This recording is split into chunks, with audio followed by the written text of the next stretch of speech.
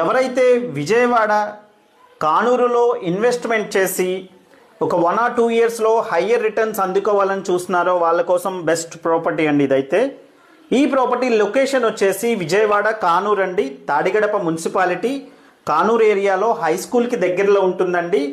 140 గజాలండి, 28-45 కొలతలతో east and west facing plots అయితే అవైలబుల్గా ఉన్నాయి ఫ్రెండ్స్.